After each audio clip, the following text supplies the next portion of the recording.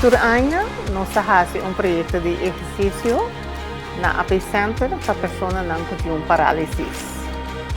Na ano 2019, começando em outubro, nós fazemos projeto de activity-based training com grupo de 3 pessoas.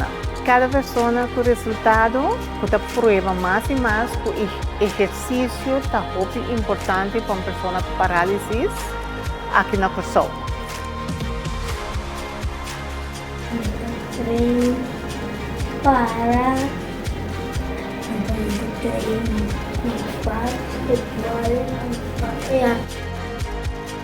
O único coisa que me pôr vai mais adiante também canamento.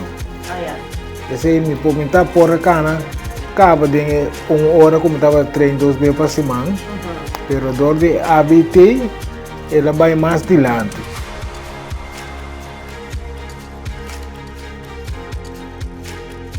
Het project waardoor we maar echt attention in het tempo, echt nada op die focus leva tudo músculo, tudo nervo, na mira com que como de base com que tipo tá assim nada. Isso é muito echt op de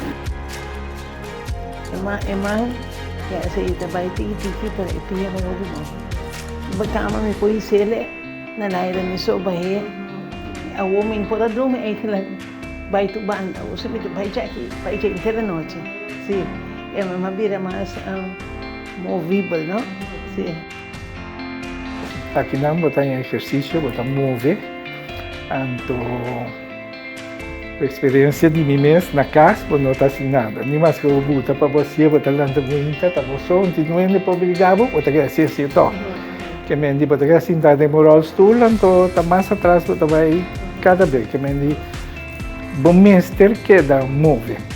Bom mestre que dá mover para ter boa culpa de uma condição, então para purva vai mais adiante. Nanta nagawin ang Canon TV assim yung course. Kung may pun musa memang anda awak ki before musile muntigi.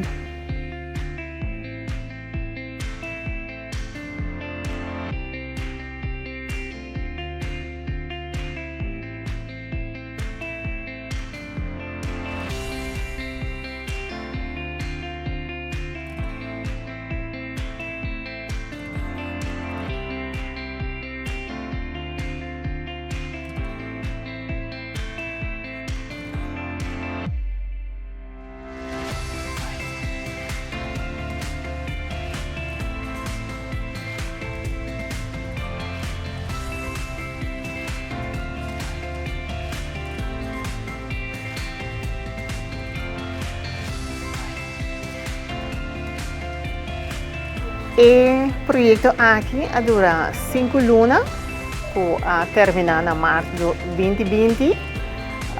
Estava muito exitoso, nós agradecer toda pessoa, toda instância, por cooperar para o projeto aqui estava possível.